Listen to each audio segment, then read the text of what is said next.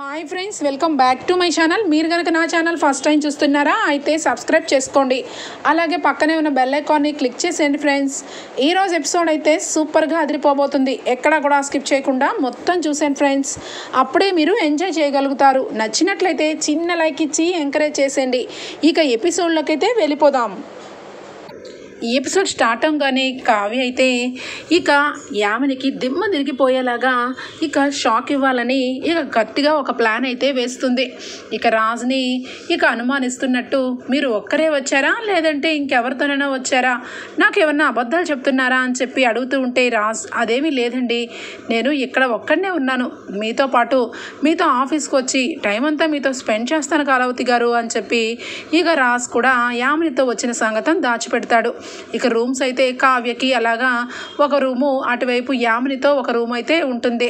ఇక రాజు రెండు వైపులా అటు యామినిని ఇటు కళావతితోని ఉండేసరికి అక్కడ బాయ్స్ ఉంటారు కదా, ఆ బాయ్స్లో ఒక అతను అయితే అతని పేరు పండు. ఏంటి అక్కడ యామిని మేడంతో వచ్చింది ఈసారే, ఇక్కడ ఈ కళావతి గారితో ఉన్నది ఈసారికి కొంప తీసి రెండు ఫ్యామిలీలా, అసలు ఈయన ప్లాన్ ఏంటి అని చెప్పి ఆవాక్కైపోతూ ఉంటాడు రాజుని చూసి. రాజు ఇక అవును అక్కడ యామినితో వచ్చాను కదా, ఈ విషయం కానీ కళావతితో చెప్పేస్తాడా ఏంటి అని చెప్పి ఇక భయపడుతూ ఉంటాడు. ఇక కళావతి అయితే నాకు తెలుసండి, మీరు ఆ యామిని తీసుకొని వచ్చారు, కానీ ఆ విషయం నా దగ్గర దాచిపెట్టేస్తున్నారు అని చెప్పి మనసులో మురిసిపోతూ ఉంటుంది. ఇక మొత్తానికైతే యామిని ఏడి బావా ఎక్కడికి వెళ్ళాడు అని చెప్పి ఇక మొత్తం అటు ఇటు తిరుగుతూ మొత్తానికైతే స్టెప్స్ దిక్కుంటూ వస్తూ ఉంటుంది. ఇక అప్పుడే కావ్య రాజు ఇద్దరు కూడా లిఫ్ట్లోకి వెళ్తూ ఉండటం చూస్తుంది. ఒక్కసారిగా షాక్ అయిపోతుంది యామిని.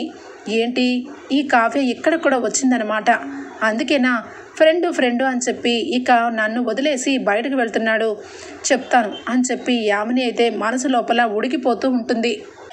ఇక కావ్య అయితే యామినిని చూసి, నా భర్తను తీసుకొని రిసార్ట్కి వస్తావా, నా భర్తతో క్లోజ్గా ఉంటావా, చెప్తాను నీకు జీవితాంతం ఇంకెప్పుడు నా భర్త మొహం చూడడానికి లేకుండా చేస్తాను అని చెప్పి కావ్య కూడా మనసులో అనుకొని, నిన్ను ఏ రకంగా బాధ పెడతానో చూడు అని చెప్పి కావాలని యామిని చూస్తున్న సంగతి తెలుసుకొని, రామ్ గారు మీరు నాతో పాటు టైం అంతా స్పెండ్ చేయాలి ఈరోజు అని చెప్పి క్లోజ్గా చేయి పట్టుకుంటుంది.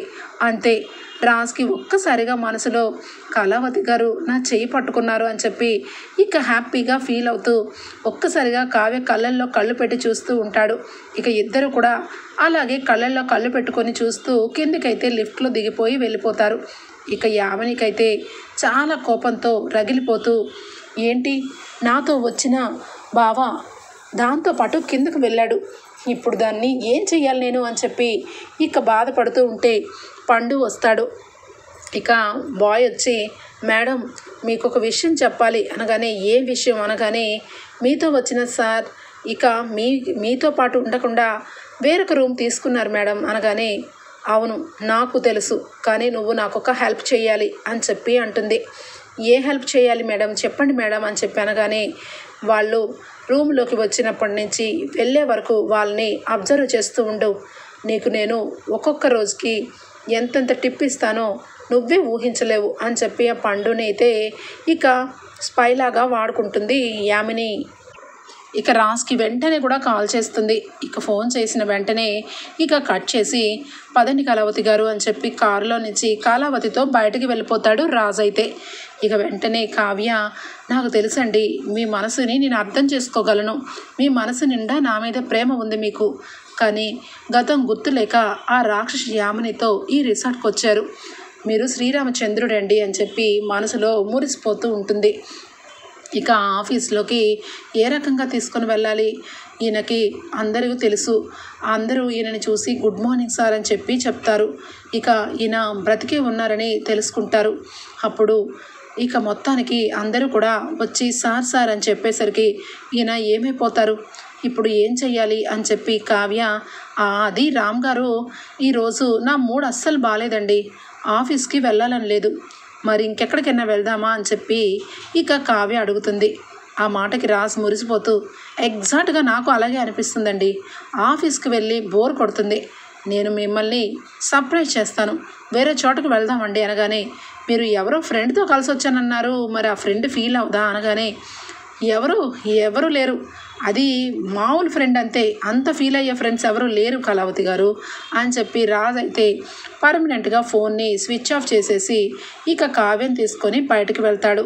ఇక మంచి పార్క్లో కూర్చొని రాజ్ కావ్య అయితే చాలా హ్యాపీగా టైం అయితే స్పెండ్ చేస్తారు.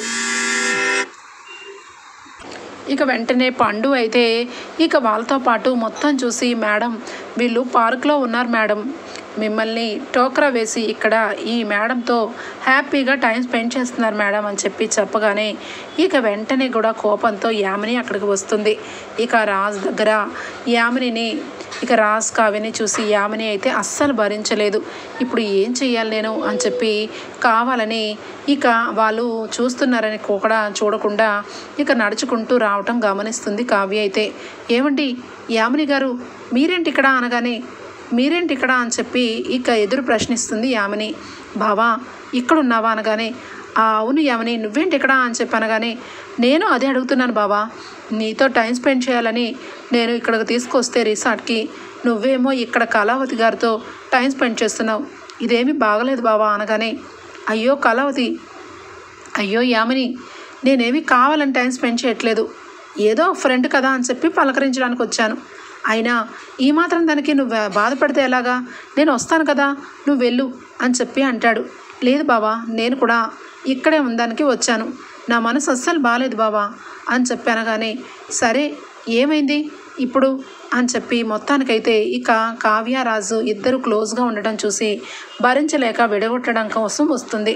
ఇక అలాగే నడుచుకుంటూ వెళ్తూ ఉంటే ఇక పార్క్లో పూలు అమ్మేవాళ్ళు ఇక రాజ్ కావ్యని ఇద్దరిని కప్పులు అనుకొని, అమ్మ మీ వైఫ్కి పూలు ఇప్పించండి సార్, చాలా అందంగా ఉంది మీ వైఫ్ అని చెప్పనగానే యామిని కుళ్ళిపోతూ ఉంటుంది. ఇక వెంటనే రాజు అయితే సిగ్గుపడుతూ, అదేంటి అంత మాట అన్నారు అని చెప్పి, తను నా వైఫ్ ఏమీ కాదు అనగానే, అదే మీ కాబోయే వైఫ్ ఉంటుంది, ఎందుకంటే ఇంత లక్షణంగా ఉంది కదా అనగానే ఇక పూలన్నీ కొనిపెట్టి కావ్యకి ఇస్తాడు. మరి బావా నాకు అని చెప్పి అనగానే, నీకు పూలు ఎక్కడ పెట్టుకుంటావు, పూలు ఇచ్చినా పెట్టుకోవడానికి జడ వేసుకోలేదు కదా యామిని అని చెప్పి అనగానే వెంటనే కావ్య నవ్వుతుంది. ఇక ఎంతలోనే కోపంతో, అసలు ఈ కావ్య నా గురించి ఏమనుకుంటుంది, నేను తెగించానంటే ఈ కావ్యని ఏమన్నా చేయగలుగుతాను అని చెప్పి ఇక మొత్తానికైతే ఆ పార్క్లో రాజ్ కావ్యని చూసి అందరూ కూడా మెచ్చుకుంటూ ఇక యామినిని ఒక రకంగా మాట్లాడుతూ ఉండటం భరించలేదు. ఇక తట్టుకోలేక ఎట్టి పరిస్థితుల్లోనూ రాత్రికి బావకి నాకు కలిపి ఇక ఈరోజు ముహూర్తం పెట్టుకోవాల్సిందే, భావని నా సొంతం చేసుకుంటాను, ఈ కావ్యని ఇక పూర్తిగా శాశ్వతంగా మర్చిపోయేలాగా చేస్తాను, నన్ను చూసే నవ్వుతావా అని చెప్పి రాజ్ కొంచెం పక్కకు వెళ్ళగానే, ఏ కావ్య ఏంటిదంతా, నా దగ్గరికి నా భావని దూరం చేయడం కోసం వచ్చావా అనగానే, నోరుముయ్, నువ్వు నా భర్తని దోచుకోవాలని ఇక్కడికి వచ్చావు, అందుకే నీ ఆటలు కట్టుపెట్టి నీకు బుద్ధి చెప్పడం కోసమే ఇక్కడికి వచ్చాను అనగానే, ఇదిగో కావ్య నువ్వు ఏదో అనుకుంటున్నావు, నేను నోరు తెరిచి నీ గురించి చెప్పానంటే నీ మొహం కూడా చూడకుండా జీవితాంతం పక్కన పెట్టేస్తాడు అనగానే, నువ్వేం చెప్పినా సరే నా భర్తకి నేనంటే ప్రాణం, చూసావు కదా నిన్ను వదిలేసి నాతో పాటే ఉన్నాడు, ఇక త్వరలోనే నిజాన్ని కూడా నిర్భయంగా చెప్పి నా భర్తని నాతో పాటు తీసుకొని వెళ్తాను అని చెప్పి కావ్య అలాగే ఇక యామిని ఛాలెంజ్ చేసుకుంటారు. ఇక అప్పుడే రాజ్ అయితే, ఏంటి వీళ్ళిద్దరూ ఏదో సీరియస్గా మాట్లాడుకుంటున్నట్టున్నారు అని చెప్పి దూరం నుంచి గమనించి అర్థం చేసుకోకుండా, ఏదో సంథింగ్ వీళ్ళిద్దరూ మాట్లాడుకున్నారు, ఒకరికొకరు గట్టిగా ఏదో వార్నింగ్ ఇచ్చుకున్నట్టు అనిపిస్తున్నారు అని చెప్పి ఇక మనసులో పెట్టుకొని ఏమీ అడగడు. ఇక అక్కడి నుంచి టైం అయిపోయింది బాబా, పద బావా అని చెప్పి అనగానే, కళావతి గారు మీరు మా ఎదురు రూమే, మీరేమీ ఫీల్ అవసరం లేదు, మధ్య మధ్యలో మీకు భయం అనిపిస్తే నేను వస్తానండి అని చెప్పి ఇక కావ్యని ఇక వదిలిపెట్టి యామినితో వస్తాడు రాజు అయితే. ఇక వెంటనే కూడా కావ్య ఈ యామినికి ఇక ఎంత చేసినా బుద్ధి రావట్లేదు, ఇది ఏదో ప్లాన్ మీదే ఇక్కడికి వచ్చింది, ఖచ్చితంగా ఈరోజు వీళ్ళిద్దరినీ కలపకుండా ఆపడం కోసం వచ్చాను, ఇప్పుడు ఏం చెయ్యాలబ్బా అని చెప్పి ఇక కావ్య అయితే అనుకుంటూ ఉంటుంది. ఇంతలోనే ఇక ఆ రిసార్ట్లోనే వేరొక రూమ్ బాయ్ అయితే ఇక స్వరాజ్ గారు కళావతి గారు వీళ్ళిద్దరూ నాకు బాగా తెలుసు, వీళ్ళు మన హోటల్కి వచ్చారంటే మన రిసార్ట్ పేరే మారుమోగిపోతుంది, ఎంత కోటీశ్వరుడు అనుకుంటున్నావు ఆ సారు అని చెప్పి ఇక పండుకైతే చెప్తాడు. ఏంటి ఆయన స్వరాజ్ గారా? ఆయన బాగా ఉన్న మనిషా? ఉన్న వాళ్ళైనా రెండు ఫ్యామిలీలు మెయింటైన్ చేస్తారు. ఆ యామిని గారితో వచ్చిన ఆసారేనా అనగానే, ఏ యామినిరా? తను కట్టుకున్న భార్యను తీసుకొని వచ్చారు. ఎవర్రా నువ్వు చెప్పేది? ఆ పక్కన నుంచొని ఉన్నారే ఆయన ఆ సార్ గురించి చెప్తున్నాను. మనం గనక ఆ సార్ కళ్ళ ముందుకు వెళ్ళి మనం కంటపడితే మనకి టిప్ మీద చాలా టిప్స్ అని చెప్పి డబ్బు ఇస్తారు. ఆయన మనసు కూడా చాలా మంచిదిరా. మన ఉద్యోగాలు కూడా పెద్ద ఉద్యోగాల కింద ఈ రిసార్ట్ ఓనర్తో మాట్లాడి, అవునా మరి మన ఇద్దరం వెళ్దామరా, వెళ్ళి మాట్లాడదామా అని చెప్పి ఇద్దరు కూడా వెళ్తారు. ఇక వెంటనే కూడా అక్కడ రాజు అయితే ఇక ఫోన్లో చూసుకుంటూ ఉంటాడు. సార్ స్వరాజ్ సార్, మిమ్మల్ని ఇక్కడ చూడటం చాలా హ్యాపీగా ఉంది. మీరు ఈ రిసార్ట్కి చాలా రోజుల తర్వాత మళ్ళీ వచ్చారు. మీ వైఫ్ని తీసుకొని మరీ వచ్చారు అనగానే రాజు అలానే చూస్తూ ఉంటాడు. సార్ మీ గురించే మాట్లాడుతున్నాను. మీరు చాలా వరకు మీ వైఫ్ని తీసుకొని రావడం చాలా తక్కువ. అలాంటిది ఇక్కడికి వచ్చారు అంటే మా జన్మ ధన్యం సార్ అని చెప్పనగానే రాజుకి అర్థం కాదు. అలానే చూస్తూ, నన్నేనా నువ్వు పిలిచేది అనగానే, అవును సార్, మీరు ప్రతిసారి ఇదే హోటల్కి వచ్చేవారు కదా ఇక్కడ ఆఫీస్ పని మీద. మీరు ఎంతైనా దుగ్గిరాల కుటుంబంలోంచి వచ్చిన వాళ్ళు కాబట్టి మీరు గ్రేట్ సార్. మీరు చాలా సింపుల్ సిటీగా ఉంటారు. మీ వైఫ్ కళావతి గారు కూడా వచ్చారు. చాలా హ్యాపీగా అనిపిస్తుంది సార్ అని చెప్పి మాట్లాడగానే రాజు ఒక్కసారిగా షాక్ తింటాడు. ఏంటి నన్ను స్వరాజ్ అంటున్నారు, దుగ్గిరాల వారసుడు అంటున్నారు, నేను ఇక నా గురించి బాగా తెలిసిన వ్యక్తిలాగా మాట్లాడుతున్నారు అని చెప్పి ఇక అలానే చూస్తూ ఉంటే, అదేంటి సార్ నన్ను మీరు గుర్తుపట్టలేదా? మీరు హోటల్కి వచ్చినప్పుడు నన్నే స్పెషల్గా మీరు ఇక్కడే వర్క్ చేయమని చెప్పేవాళ్ళు. నువ్వు ఎవరు నాకు అసలు గుర్తు రావట్లేదు అనగానే, అయ్యో సార్ మీరు ఇక్కడికి వచ్చినప్పుడు నాతో ఒకసారి మీరు సెల్ఫీ దిగండి సార్ అని చెప్పి బ్రతిమిలాడాను. సెల్ఫీ కూడా దిగారు, కావాలంటే చూడండి అని చెప్పి ఇక రాజ్ తనతో పాటు అంతకుముందు హోటల్కి వచ్చినప్పుడు సెల్ఫీని చూపిస్తాడు. అలాగే మీ వైఫ్ 2-3 సార్లు నాతో మీరు మాట్లాడారు సార్, కావాలంటే చూడండి అని చెప్పి రాజ్ కావ్య ఉన్న ఫోటోని చూపిస్తాడు. అంతే ఒక్కసారిగా రాజ్ షాక్ అయిపోతాడు. హాహా గుర్తుకు వచ్చింది అని చెప్పి రాజ్ అక్కడి నుంచి ఇక బయటకు వస్తాడు. కళావతి గారు నా భార్య, నేను స్వరాజ్నా? మరి ఆ రోజు సంతకం కూడా పెట్టమన్నప్పుడు నేను స్వరాజ్ అని చెప్పి ఒక్క నిమిషంలోనే పెట్టాను. కళావతి గారు ఎండి అని చెప్పారు అని చెప్పి ఇక మనసంతా ఒక రకంగా అయిపోతూ ఉంటుంది రాజ్కైతే. నా గతంలో కావ్యకి నాకు ఏముందబ్బా అని చెప్పి అనుకున్నాను. అంటే నా వైఫా? అసలు ఈ అబ్బాయి చెప్పినవన్నీ నిజాలైతే, ఆ ఫోన్లో ఉన్నవన్నీ నిజాలైతే కళావతి గారి ఆఫీస్ ఎక్కడుందో అక్కడికి వెళ్ళాలి, నా గతాన్ని నేనే వెతుక్కుంటూ వెళ్ళాలి అని చెప్పి ఇక కావ్యని ఇక చెప్పకుండా, యామినికి చెప్పకుండా అక్కడి నుంచి రాజ్ అయితే కళావతి వాళ్ళ బ్రాంచ్ ఆఫీస్కి వెళ్తాడు. ఇక వెళ్ళడంతోనే ఇక సెల్యూట్ చేస్తూ, సార్ మీరా సార్, చాలా రోజుల తర్వాత వచ్చారు. మీరు యాక్సిడెంట్లో మీరు చనిపోయారని పుకార్లు వచ్చాయి, అదంతా నిజం కాదు కదా సార్. కళావతి గారు మీకంటే చాలా గ్రేట్ సార్, ఆఫీసుని ఎంత బాగా చూసుకుంటున్నారు, రండి సార్ అని చెప్పి ఇక ఆహ్వానిస్తూ లోపలికి తీసుకొని వెళ్తారు. రాజ్ ఇక ఏమీ మాట్లాడకుండా సైలెంట్గా లోపలికి వెళ్ళగానే ఇక ఎండి సార్ మీ రూమ్కి ఇక లాక్ వేసేసాము, మీరు లేకపోవడం వల్ల ఈ రూమ్లోకి ఎవరు వెళ్ళడానికి లేకుండా కళావతి గారు స్ట్రిక్ట్ పర్మిషన్ ఇచ్చారు, స్ట్రిక్ట్ రూల్స్ పాస్ చేశారు అనగానే ఇక వెంటనే డోర్ని ఓపెన్ చేసి రాజ్ లోపలికి వెళ్ళేసరికి ఇక రాజ్ రూమ్ చూసి అక్కడ కావ్యతో రాజ్కి ఉన్న పెళ్లి ఫోటోని చూసి ఒక్కసారిగా రాజ్కి మొత్తం తల తిరిగి గతం మొత్తం కూడా గుర్తుకు వచ్చేస్తుంది. ఒక్కసారిగా ప్రతి ఒక్క విషయం కూడా రాజ్కి కావ్యకి జరిగిన విషయాలు, కుటుంబ విషయాలు, రాజ్ కావ్య మెడలో తాళబొట్టి కట్టిన విషయాలు అన్నీ గుర్తుకొచ్చి ఇక అప్పుడు ఒక్కసారిగా కళావతి అని చెప్పి ఇక మొత్తం గతం గుర్తు తెచ్చుకొని ఇక కళ్ళ నిండా నీళ్లు పెట్టుకొని ఇక చాలా బాధతో రాజ్ అయితే ఇక మొత్తం గతం గుర్తుకొచ్చేస్తుంది రాజ్కైతే. ఇక వెంటనే కూడా నా భార్యని కలవాలి, కళావతిని చూడాలి, కళావతిని ఇన్నాళ్ళు ఎవరో బయట అమ్మాయి అనుకున్నాను, కానీ నా వైఫేనని నాకు అర్థమైంది అని చెప్పి రాజ్ వెంటనే కూడా ఇక అక్కడి నుంచి రిసార్ట్కి అయితే వస్తాడు. ఇక అప్పుడే కరెక్ట్గా యామిని, ఎక్కడికి వెళ్ళావు రామ్, నన్ను వదిలి ఎక్కడికి వెళ్ళావు? నువ్వు ఇక్కడికి వచ్చి నాతో టైం స్పెండ్ చేయడానికి రాలేదు, వేరొక చోటకి వెళ్ళావు, ఎక్కడికి వెళ్ళావో చెప్పు అనగానే చెప్పకపోతే ఈసారి ఏం చేస్తావు? నువ్వు చచ్చిపోతావా లేదా వేరే వాళ్ళని చంపేస్తావా అనగానే, బావా ఏం మాట్లాడుతున్నావు అనగానే చంప పగల కొడతాడు. నువ్వు ఏం మాట్లాడుతున్నానో నీకు అర్థం కావట్లేదా? తెలుగులోనే మాట్లాడుతున్నాను. నువ్వు నీ నోటుకొచ్చినట్టుగా నువ్వు నీకు నచ్చినట్టుగా చేసుకుంటూ ఒకప్పుడు యామినిలాగే ఇప్పుడు కూడా నన్ను పీడించుకొని తింటున్నావా? నా వైఫ్ని చంపేసి నా వైఫ్ ప్లేస్లో నువ్వు వచ్చేస్తే నేను గతం మర్చిపోయినంత మాత్రాన తాళి కడతానని ఎలా అనుకున్నావు? ఆ భగవంతుడు మా ఇద్దరికీ వేసింది బ్రహ్మముడి. ఆ బ్రహ్మముడి ఎప్పటికీ నీలాంటి వాళ్ళు ఎంతమంది వచ్చినా తెగదు యామిని అని చెప్పనగానే ఒక్కసారిగా బావా అనగానే, ఆపుతావా నీ నటన? నీకు నేనెందుకు బావనవుతాను? నా భార్య కళావతి, నేను దుగ్గిరాల వారసుణ్ణి. నువ్వు నా గతాన్ని మర్చిపోయానని నాకు రామని పేరు పెట్టి నా తల్లిదండ్రులను మార్చి చూపించి ఏకంగా చచ్చిపోయారని అనాథనని నమ్మించి చాలా మోసం చేశావు.